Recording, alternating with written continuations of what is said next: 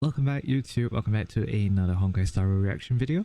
Today we're going to be reacting to ACHERON's Myriad Celestia trailer, Kyoden, a Cleave across the Transient world.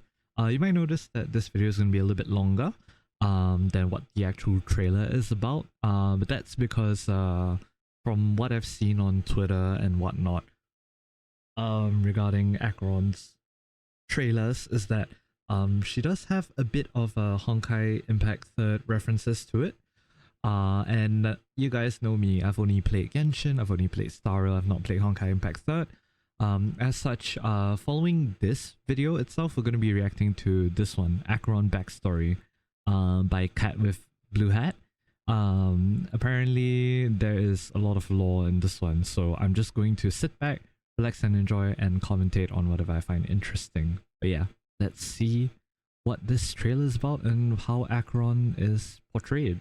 I will have to say though, from some of the pictures I've seen on Twitter, the art looks absolutely amazing. But yeah, without further ado, right into it. Do you still remember why he Holy. forged these blades? Wow.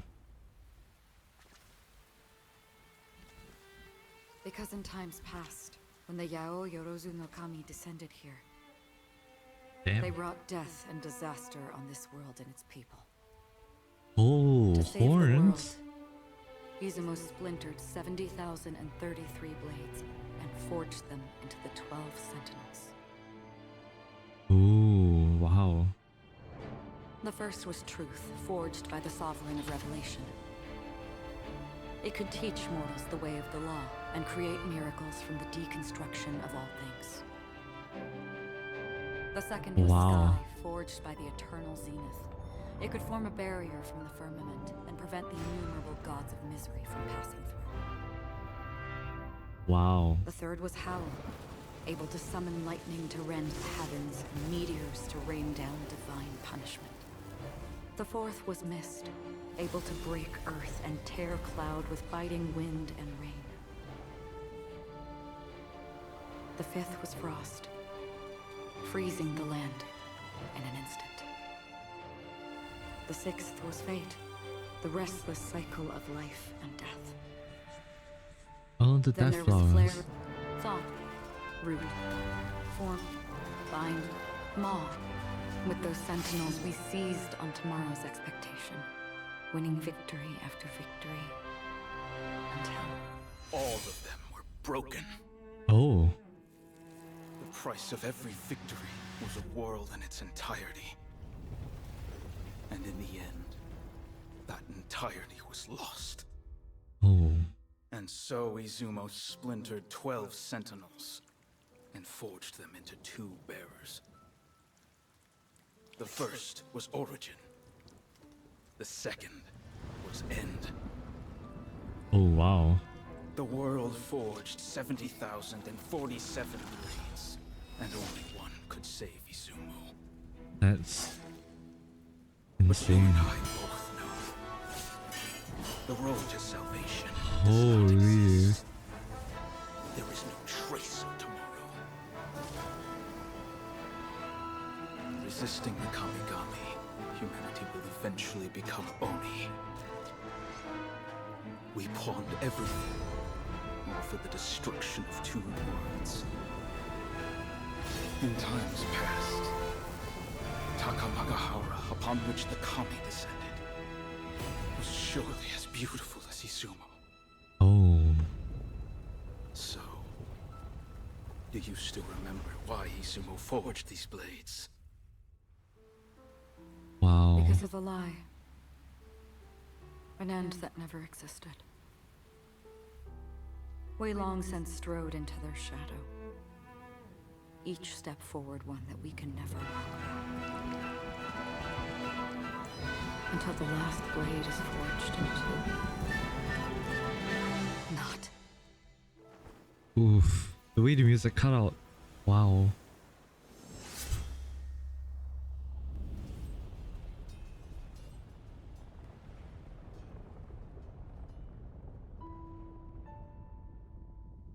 I knew this world was fleeting. And yet... And yet... No, wait, that was too short. What the heck was that? Wait, hold on. Wow. That was beautiful. Holy shit, wait. I'm sorry, I have, like, my eyes are I'm getting misty-eyed from that. Wow. The emotions, the music, all was so powerful. What the heck? Okay, the description for this one is long. It will probably make sense in a bit when we watch Cat with Blue Hat's video. So let's read this. So the dual planets were intertwined in each other's tragic destiny, and the dead song was scattered amongst the cave where light hid. The song had no beginning and no end, had no sound and no echo, came from no singer, and was heard by none. It thus uttered, Takamagahara, endless like Izumo, for it was a paradise perfect in its place. Yet the sky turned dark, and the great sun pulled the tides, and the kami left numerous trails as if migrating. The Aoyorozu no Magakami manifested and slaughtered without mercy, yet little did they expect their peerless authority to be stolen and taken. Izumo broke 70,033 warrior blades, forging the majestic sentinels 12 in number. First was truth, forged with the slain sovereign of revelation. It allowed mortals to comprehend all laws and order, to dissect all things and to recreate miracles. The second was sky, forged with the slain eternal zenith. It could turn the sky into walls and fortresses and pose obstacles for the Magatsu no Murakami's steps. Alright, the third was Howl, forged with the slain almighty thunder. It could summon lightning to tear apart the sky, and the soaring meteors and thunder dealt divine justice. The fourth was Mist, forged with the slain Everbreath. It could make winds break and shear the land, for gales to rage forever unceasing. The fifth was Frost, forged with the slain Heaven's winter cloak. It could freeze and still the very order of time to create boundless frozen wastes and stretch one moment into eternity. The sixth was Fate, forged with the slain spurned sister of mortality. It could make flowers bloom and cover barren graves, for life and death to dance in a circle and dissipate. The seventh was Flare, forged with the slain Flamebringer. It could summon fires to burn down the very world, to torch the skies and to char the earth. The eighth was Thoth. I have trouble pronouncing this, sorry. The eighth was Thoth. Forged with slain wisdom supreme, it could discern the past and future with the mirror of water, to tell truth from lies over years beyond reckoning. The ninth was Root, forged with the slain father of lands. It could command islands to float into the heavens, for mountains and valleys to burst before armies. The 10th was Form, forged with the slain Netherlord. It could make the masses join in unity, for endless forms to ebb and flow as one. The 11th was Bind, forged with the slain Owen Ward. It drove misfortune into a binding cage, for evil and demons to instantly vanish. The 12th was Maw, forged with slain Woes 80. It could corrode and age the very mortal world and make equal Kami and Oni, leaving an entity's four souls to be sundered in twain. Then the underworld was cleared out, the walls called to a halt, and the 12 blades broken and locked. In the emptiness the dead souls grew restless, and under the black sun 2 blades were forged as the bearers of the world's destiny. One was named Origin, which I presume is the one that ACHERON is possessing, and the other named End, for all begun with humanity and shall end with only kind. The sounds of lamentation ceased and the dead flowers rose and fell. The losers returned to the void, and the winners became null. The hobbling monks sang the song without a tune, for those who hold the power of Kami are walking backwards towards divinity. Witnessed by the great sun, the land once named Izumo became completely devoid of humans, Oni, and Kami. Yeah, through the trailer itself, we kind of understand why, like, it's becoming glaringly more obvious why Acheron is considered Nihility instead of Hunt, despite being a Galaxy Ranger. It makes sense. Like, really, it does. And yeah.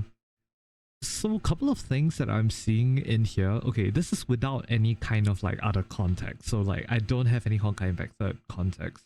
All I've seen is just little mentions on Twitter.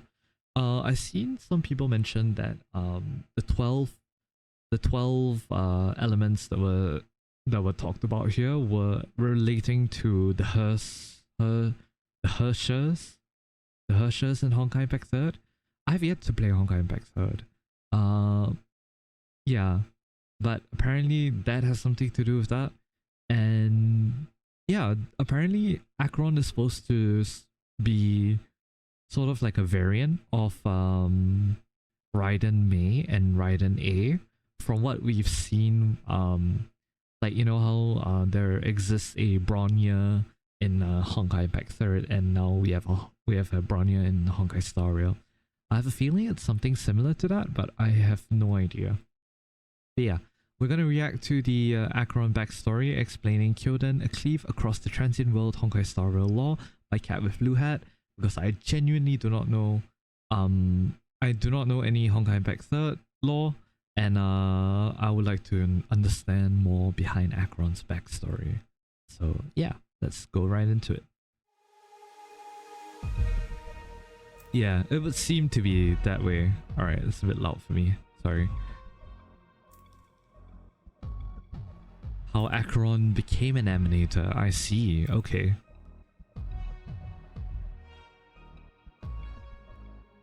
There used to be two planets, Izumo and Takamagahara. Okay. Acheron is from the planet Izumo. Okay. These two planets orbited a black hole instead of a star, so that's what that was. Okay. One day, demonic beast Kami descended from Takamagahara onto Izumo. Oh, the reason for this is stated as the evil Kami came only to kill. As the planet of Izumo was on the brink of death, they managed to slay a sovereign among the Kami. Okay. They used this Kami's body and forged the first Edict Edge sword. The people learned to use this Edict Edge to master the powers of Kami to fight back against Kami. From then on, the people of planet Izumo forged a total of 12 Edict Edges, Sentinels, by defeating more Kami. The trailer mentioned that it cost 70,033 warriors, blades, and countless lives to create these Sentinels. Yes, that was mentioned. The 12 swords shown in the trailer are these 12 Sentinels. During this time, Izumo used these Sentinels to power their neon cities. After nearly 12 Amber eras of use, all the Sentinels broke.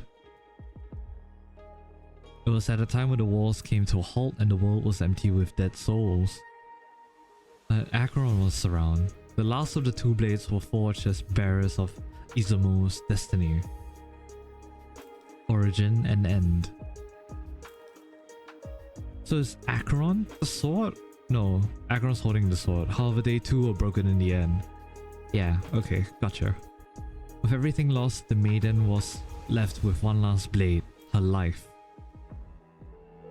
At this point, she finally accepted the eventual fate, the lie of the world she lived in. The lie that Izumo and Takamagahara both had an end. When in reality, both planets were destined to be swallowed by the black hole they orbited.